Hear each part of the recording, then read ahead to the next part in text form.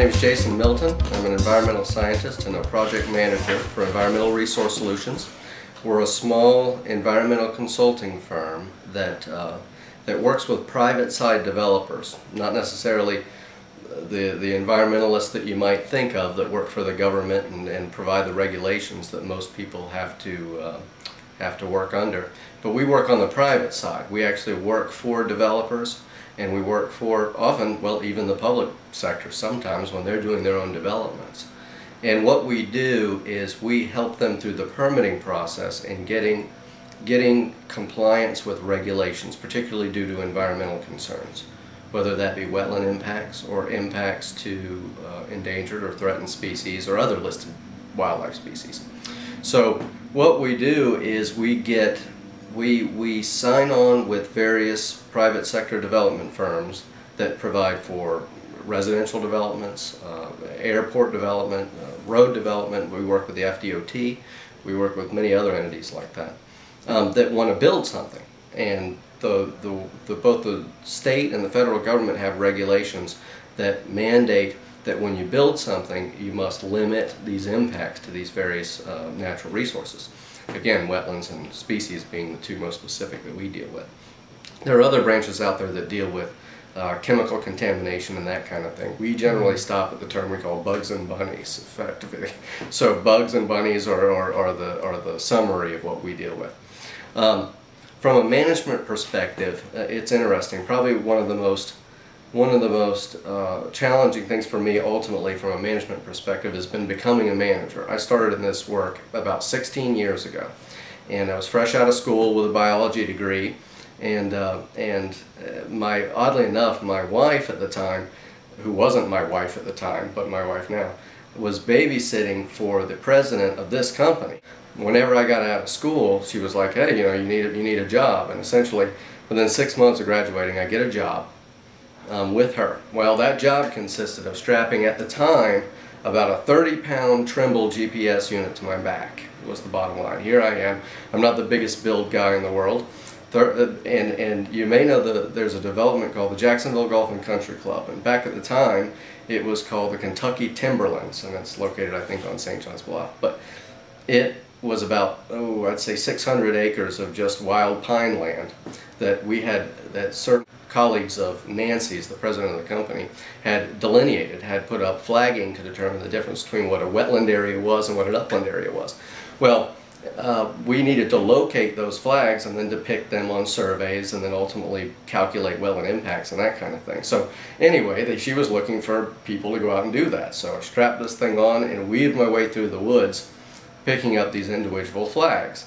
Well, I didn't know anything when I didn't know wetland from an upland, from a wood stork, from a gopher tortoise at that time. So all I knew was find the pink and blue ribbons, find them, and GPS their coordinates.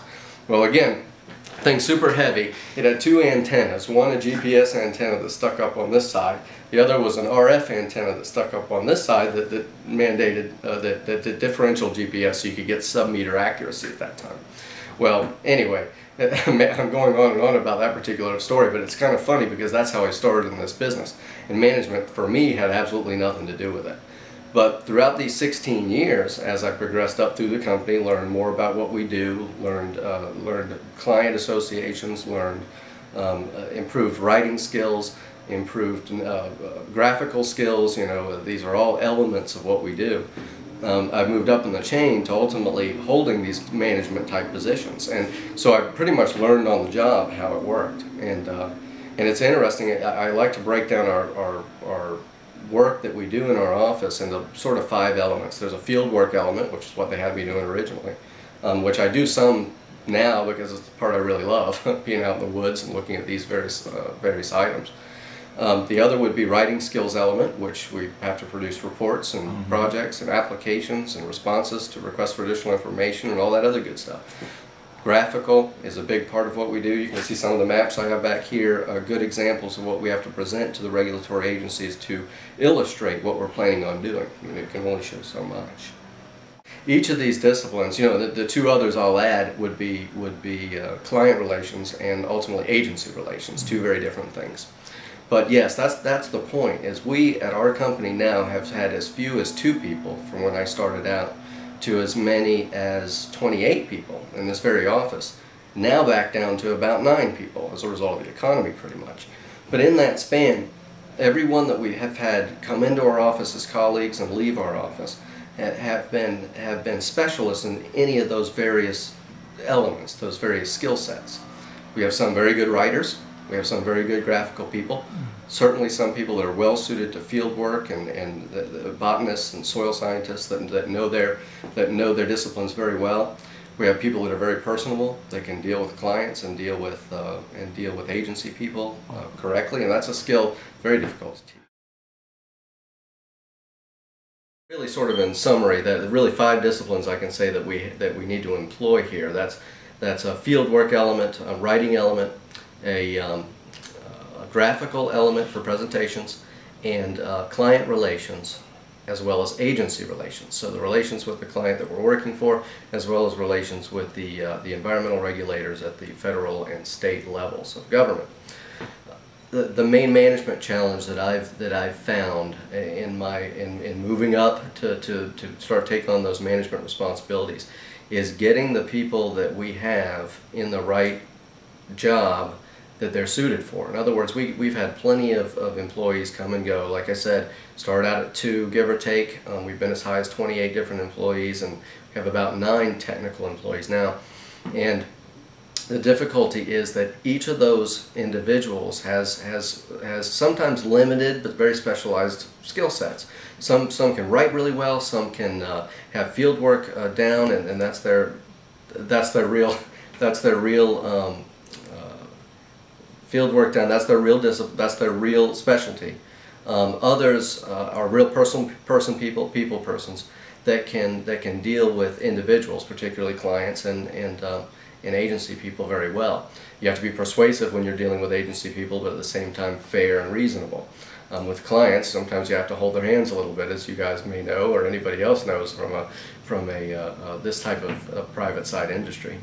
But the real challenge is locating and determining what each individual person's skill sets are, and then putting them in the right place at the right time. And as you get fewer employees at a given time, that becomes far more challenging because you have fewer people with the available skill sets to distribute for each of those projects. It's ideal when you can find somebody that actually excels at more than one of those, and sometimes you do come with those very well-rounded individuals. Those are real assets to have, and I always love having them on my team because you can move them to different places. My recommendation would be to try and harness each of those skills, to try and be diverse in your abilities and skill sets, to pay special attention to the art of writing and the art of dealing with people. The rest, the technical things, learning to draw, learning to operate CAD and informational GIS type systems, that stuff can be taught. But many of the elements, the people-person elements, the social elements, the multitasking elements, those are more like talents than they are skills, and develop those. That would be my best advice, because again, people like that are the most invaluable in this and many other industries as well.